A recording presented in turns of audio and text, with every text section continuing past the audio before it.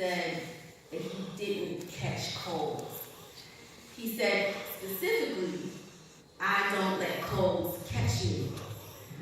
Now, in my 12-year-old imagination, I imagined a germ chasing after this gentleman, and the germ is unable to catch him. And I thought, what a curious idea that you don't let colds catch you. So I asked him, and I asked over several years, we were having conversations, and I asked him, from where do you get such an interesting and curious philosophy that you don't let colds catch you? And he said, my dear, it's all in the mind. Now, by this time, I was 14 years old, and I didn't have a clue as to what he meant. But I was very, very curious, and I wanted to know more. So he handed me a book by Mary Baker Eddy, and some of you are familiar with this text, Christian Science with Keys to the Scriptures. And in this tome, I found metaphysical explanations for most of the Bible verses. And I didn't know what metaphysics was. I didn't fully understand spirituality. I told him, this book, I find it really, really confusing. He said, just stay with it, just stay with it. And so my understanding of spiritual law began to unfold. Now, what I found in Mary Baker Eddy's text was the ideas that he was actually communicating with me were that based on what you think, feel, and believe, so it is done unto you. And can you imagine understanding this conceptually at 14 years old? So you think, feel, and believe it is done unto you. And also the declaration and affirmation that you are made in the image and likeness of God. And so we hear this as Christians. We hear this Bible verse, Genesis 1, verse 27, you are made in the image and likeness of God. But I'm not sure that that fully sinks in and people fully understand what that means. But imagine if God made you, all of you, in its image, the power that you have in this brain computer, this mind, which is the most masterful computer on the face of the earth. This mind that I don't think most of us fully understand just how spectacular it is and just what it can do. And so being aware of our feelings, our beliefs, and our thoughts really does unfold and shape our lives. So many years passed, and I began to read many books about these ideas. And at the time, I didn't know the term universal spiritual laws, but as I started to read books like The Road Less Traveled, and of course The Miracles, and Creative Visualization, these concepts became more and more of my belief system. And that led me to 2012, it was September, and where's Kamara? Okay, she's here. I ran into Kamara Jordan, who I had known from hanging out at Borders in Chestnut Hill, and she reminded me that she attended the Center of Peace. And so I finally, after years of having it in my mind, I showed up at the Center of Peace, the Spirit would lead me, and I immediately said, I love this place, I want to be a part of it. So one of the introductory courses is called Foundations. And Foundations, again, was a deepening of these spiritual principles. And so I had the honor and the privilege and the pleasure of creating a final project in Foundations, as many of the members of the Center of Peace have done as well. And I decided that my final project was going to be a children's book, because I remembered that moment between 12 and 14 years old, those times, those conversations with my mother's friend between 12 and 14 years old, where he talked to me about here we had this deepening. And I wanted to create something for children who were just like me, who could be introduced to these principles at a very young age. And imagine if each and every one of us, when we get our Bible story books, as Calista said, and we are, at the same time, we have this parallel experience where we really understand that all of the Bible verses have a broad and deep metaphysical understanding. We are made in the image and likeness of God, and therefore we co-create with the Most High God, and we create our life, we create our experiences. So I was able to use Getty Images. Some of you might be familiar with Getty Images that I found online as part of my final project. I wasn't able to have my illustrious illustrator, my husband Mark Keys, in the time allotted to actually draw those pictures. But when I presented, so many of my classmates said, I want that book, get that book published. And it's been 6 years, it'll be 6 years in January since I took foundations. And this book, yes, and this book was published on November 30th. So almost 6 years.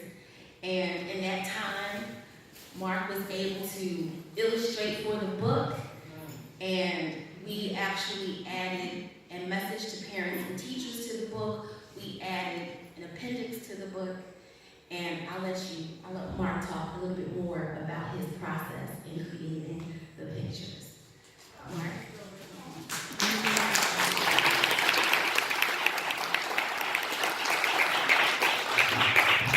Hello, everyone. Thank you for coming. Wow, this is a lot more today. It was really nice. We came out in 2012, we took foundations together, and like Leila said, we all had projects. Mine was more science. How many of you here were in that class? There's some that were in that class. That was a class. But, so Leila finished with this poem, with this book, and we looked at it and talked back and forth, and decided that we would do it, and that I would be the illustrator. And it was a process of talking back and forth about what the verses meant and the principles meant. And it was easy for us to do that because we both were of the same understanding spiritually. So when I did the pictures, back and forth, sharing, and with the book too, we were sounding boards for each other. So I've been an artist since a little boy. I got it from my mom. My sister's here, my brother. She got it too, I think. She's your artist also, my children. But so I've been drawing for years. So it wasn't anything new for me. People just didn't know that side of me. So we back and forth. There were a couple of different times drawings actually. But the final product wasn't the initial product, trust me. She's a stickler, I'm a stickler, so it was like we would look at things and we had to go back to the drawing board. Again, it was like that with the book, it was like that with the artwork. But we're very pleased with the artwork. We had the pleasure of being on a source on Word and a Raka on Wednesday. On Wednesday with the Raka Rosarandu. The Rosarandu, who we have to give a shout out to her because we appreciate the fact that she brought us on with you were on for almost an hour. She just an amazing interview. We didn't know any of the questions ahead of time, but the way she interviewed us and she just flowed, and she's of that understanding, spiritual understanding too. So many props out to her. MWRD. So we it's a beautiful thing because you look at the finished product, but we're on the understanding that our life is more than just that finished product. Every point along the path is a finished product, and if you wait to the ending path, then you miss all the life in between. So the struggle, the ups and downs, the highs and lows, of a book similar to life, it's like that is the meat of your life. You get to what some people consider the height, and really you're transitioning to another place. And you almost have to leave where you were. So it has to be something else. But process, and Rhonda picked up something. She said that the pictures themselves drew her in, and she asked me about the background colors. And I smiled because I said, you picked that up. Because what it was is all the background colors, for example, generosity, the background color is orange, which has to do with it. Brilliance was yellow. The beginning was gratitude, and that was, in an interview she said that's like a purplish violet, which was delivered. That's a very spiritual color. So the coloring, the pictures, and I use color pencils, just so you know. Don't start out with Crayola. You think it's the top of the line, and then you find out, just like paints, there's some paints, they go on, and then you gotta go on, and you gotta go on, and you gotta go on. So I learned that in the process of doing that you're gonna do that kind of work, that you get the top of the line. So it was a process, and it was a beautiful process, and I'm very grateful to my wife for us to present this baby on our baby, so to speak. On the interview, I said, she conceived this baby, it's hers, but we nurtured it together, and it grew together, and it's brought us understanding, not just for ourselves, but we can share and spread out to all of you. So again, thank you for being here. There's a lot of warmth and love in this building right now.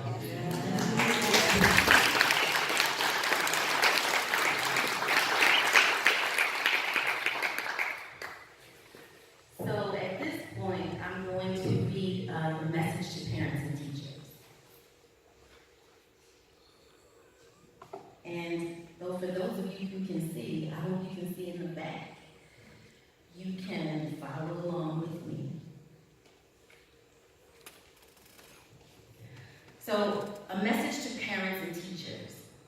And again, I felt as if I had to add this to the text because, as Mark said, people will be drawn to the book because of the vibrant colors, and each of the colors represents a different chakra in the body, the heart chakra, the mind chakra.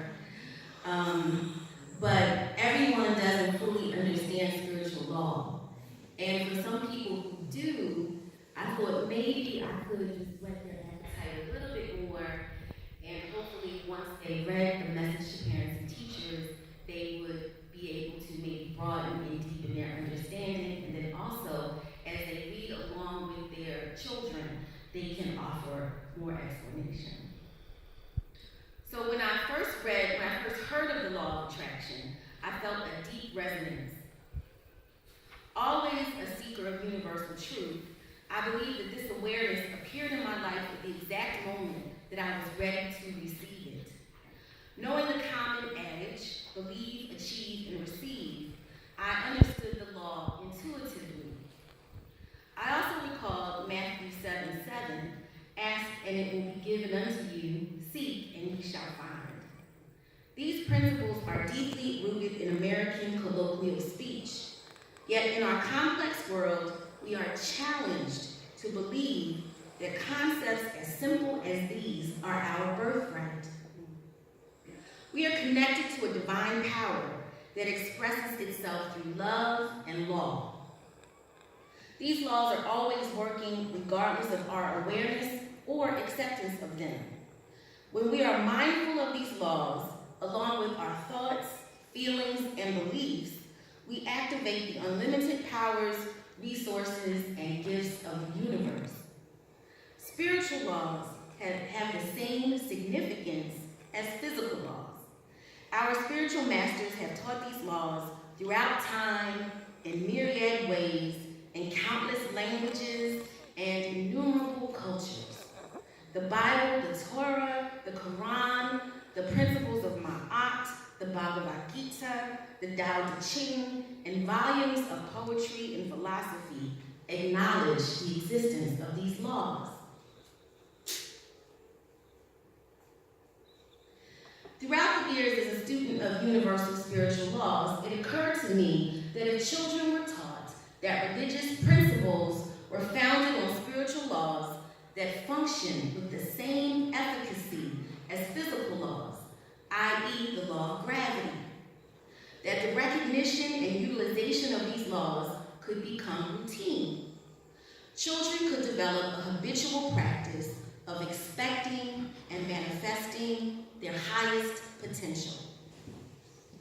Formerly enslaved African and abolitionist Frederick Douglass emphasized that it's easier to build strong children than to repair broken men. Ashe. As an introduction to universal spiritual laws, all laws are not included in this volume. I Am One aims to contribute to the fortifying of holistically strong children who will eventually grow to be holistically strong adults. There are many universal laws. However, all laws extend from the law of one. Everything in the universe is connected. Everything in the universe is connected. We are made in the image and likeness of God. Romans 8:28 asserts, all things work together for good. This truth is the foundation for metaphysical understanding. Although I Am One is a children's book, it is to be read and enjoyed by both children and adults. Read this book with your children, review the appendix, and recite the affirmations with a loving heart and an open mind. In this era of human evolution, I Am One is a transformative message for the awakening of enlightened souls. Thank you. Thank you.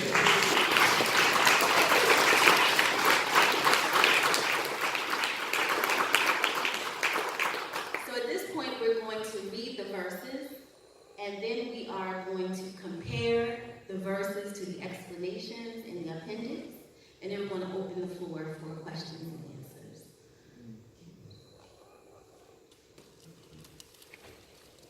All right.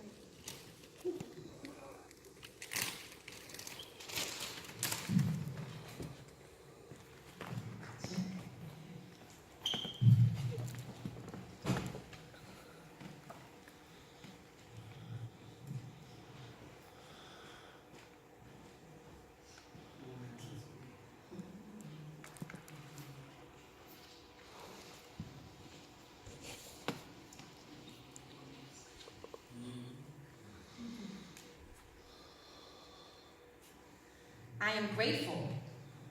I am one with the law of gratitude.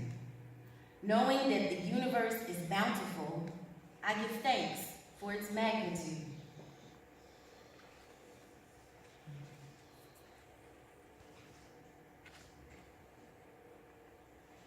I am generous.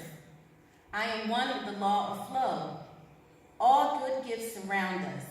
I release and let things go.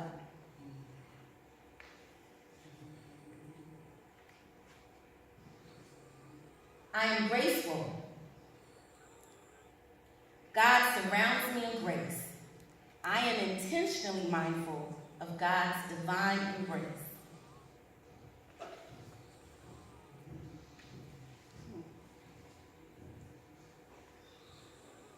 I am wealthy.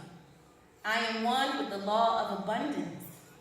I am wise, happy, and healthy. The whole universe is my substance.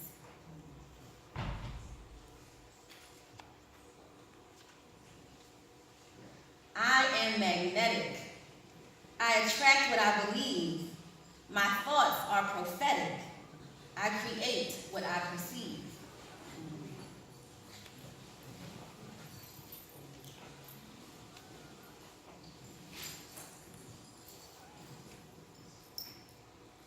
I am brilliance.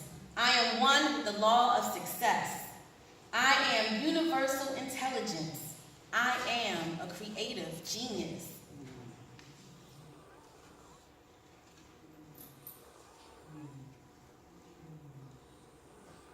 I am prosperous. I am one with the law of prosperity. My riches are innumerous. My blessings are my charity.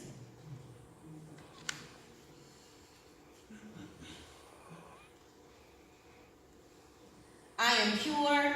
I am one with the law of purity. The love of God protects me for sure. My faith is my security.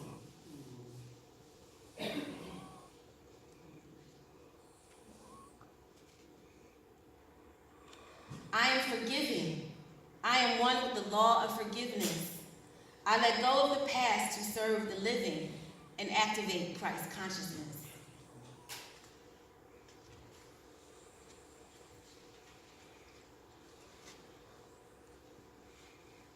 I am confident. I am one with the law of decree. In my mind, I hold the equivalent. I manifest what I can see.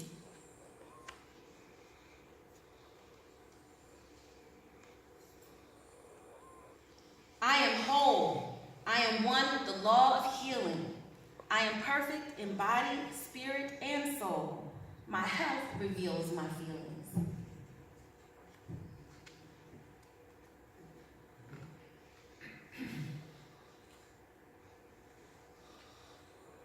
I am limitless. I embody the law of one. I know that God is all there is, so let God's will be done.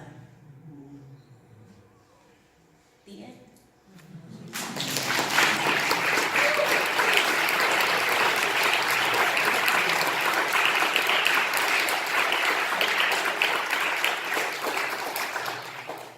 So at this point, we're going to read several of the verses and then read the corresponding appendix. So I'll read from the verses again, the law of gratitude.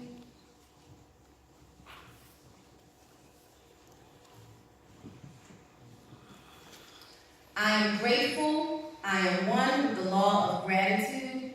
Knowing that the universe is bountiful, I give thanks for its magnitude. Gratitude. Now, the quality or feeling of being grateful or thankful. We know that we are aligned with the law of gratitude when we are mindfully grateful of the infinite blessings that we receive every day. Psalm 107:1 affirms, "Give thanks to the Lord, for he is good. His loving kindness lasts forever," unquote. As we remain in a state of gratefulness, knowing and believing that we already have all that is required to live our best lives, blessings flow with amazing abundance. To remain in a state of gratefulness, we can keep a gratitude journal. Each day we can record at least 3 persons, things, or circumstances for which we are grateful. We can acknowledge our gratitude with a simple prayer. Thank you, God. Affirmation. I am deeply grateful for the blessings that flow from the magnificent abundance and endless generosity of the universe. I live in a state of gratitude for all that I have. And the law of attraction. This verse is one of the verses that does not actually include the name of the law in the verse, but I think that it clearly reveals that it speaks of the law of attraction. I am magnetic. I attract what I believe. My thoughts are prophetic. I create what I perceive. Attraction. Noun. The active power of attracting a person or thing that draws, attracts, allures, or entices.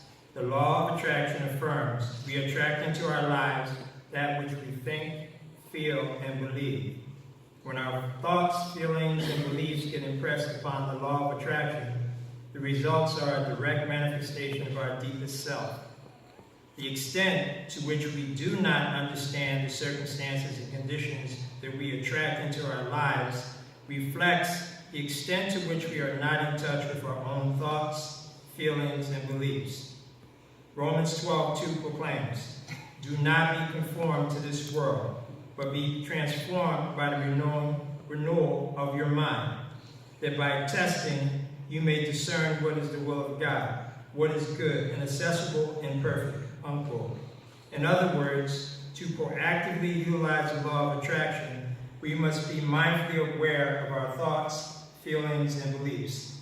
Only then will our lives be transformed. Affirmation. All that exists in the universe is good.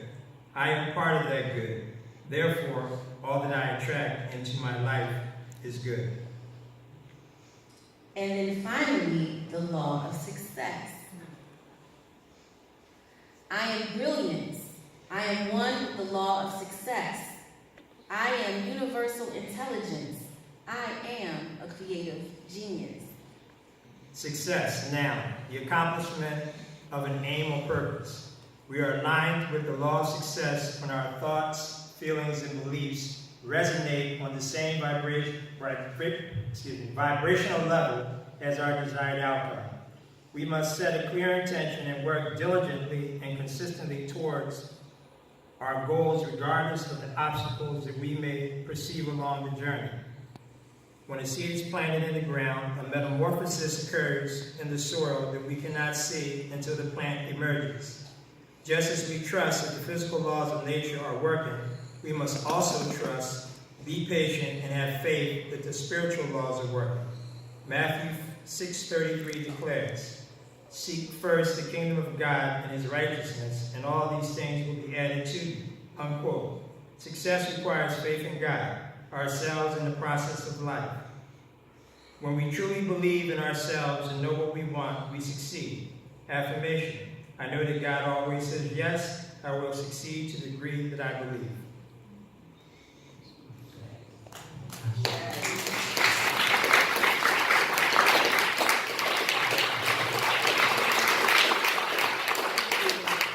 I want to take this time to extend my humblest gratitude to Reverend Twana Malone.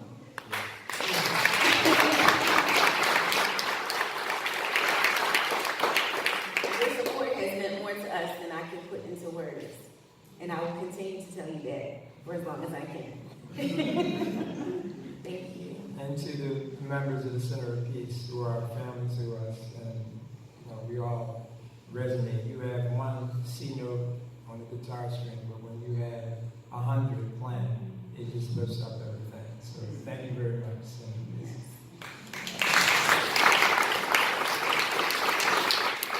For our family, our mother, our children, we have definitely had in the book, there's a dedication to our children and to our parents.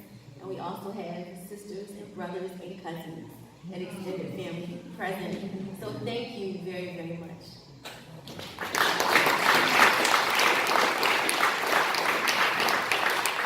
So at this time, we're going to open the floor for questions and answers. Don't be shy. Thank you, Hazel. All right. I thought it was a pretty smooth move. You tying our principles directly to the Bible. Could you talk about that a little bit more? Why? Absolutely, absolutely. Well, the Bible is a text that everybody's familiar with, okay? And so most of us grew up as Christian. Many of us still consider ourselves to be Christian. And so the way in which the mind works, if you were learning another language, say you were learning Spanish, for example, you would first translate in English. You would start with what you know, and then you translate. And so everything works that way. So people start with the Bible, and then they translate. So because people are familiar with the Bible, and because I understand the cognitive processes, and the way in which people compare back and forth.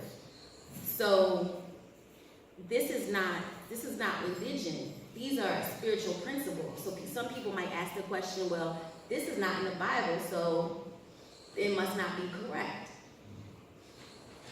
The spiritual principles came first. And the Bible was written based on the principles that God created. So just like God created the law of gravity, God created the law of reciprocity also. So that people can compare. And they will be comparing, whether it's consciously or subconsciously, they will compare. So that's why. And I'd like to add that growing up, I grew up Christian, specifically Catholic. And what always puzzled me is comments that would suggest that thousands of other people that believe deeply in something would be damned or wrong. I just had a problem with that because it never resonated with me. What resonates with me are people whose hearts resonate love, that resonate kindness. That's what resonates with me.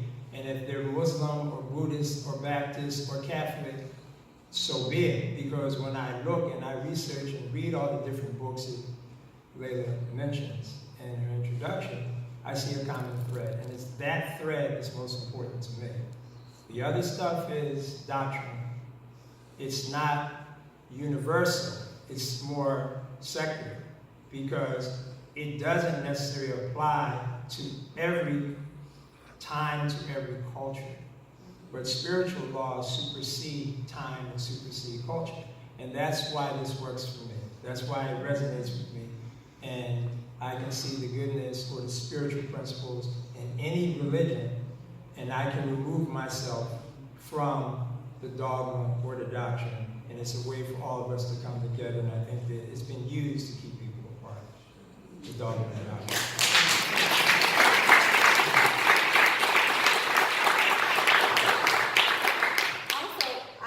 I would say about that in addition is that many of us see science and religion as oppositional. But I believe, I dare to say I know, I'll say I believe. I believe that science and religion are two disciplines that are asking the exact same questions. The exact same questions. All of the existential questions about who we are, why we're here, what our purpose is. Both science and religion are asking those questions. So based on the tools that we're using, we're coming up with different answers. But many scientists are starting to understand things like prayer actually works. Many scientists now understand that.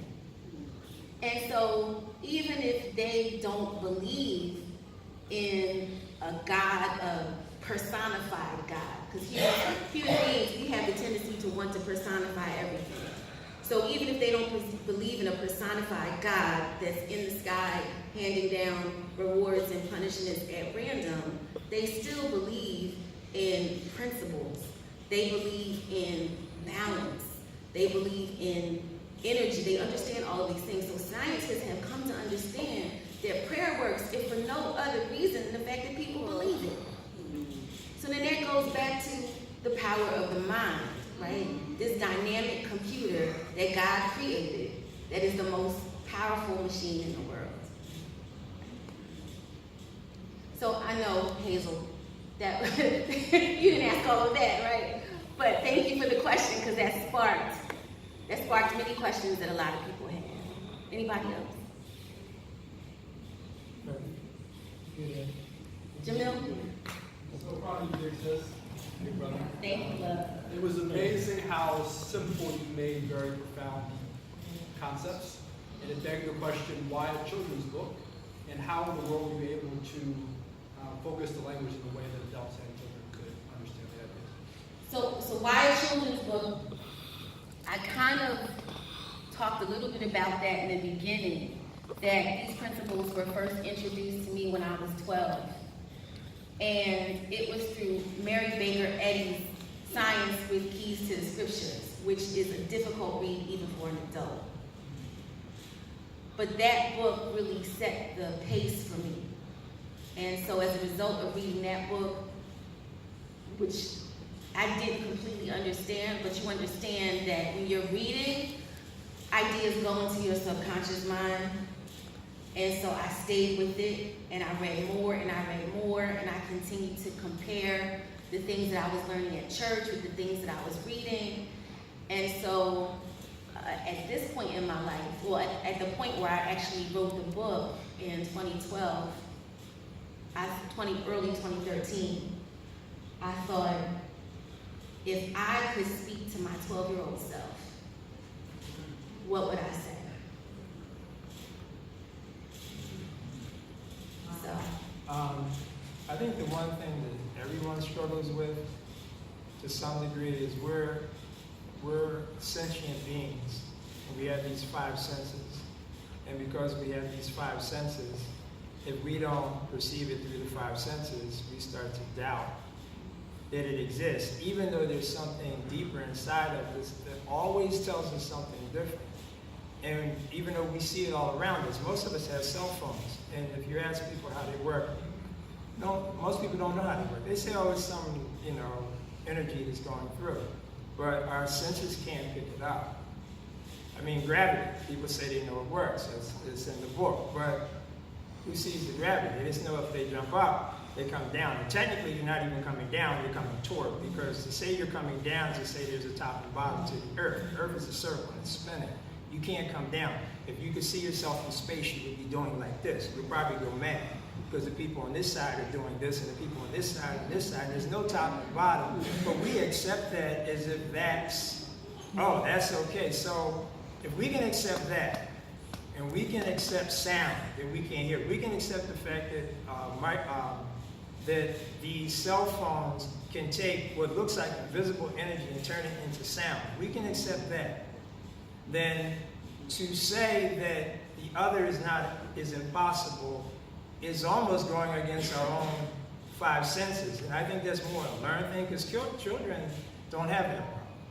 Children do not have the problem accepting something that's invisible will produce something that's visible. Usually we have that problem. We're conditioned to think out of ourselves, out of our natural inclinations.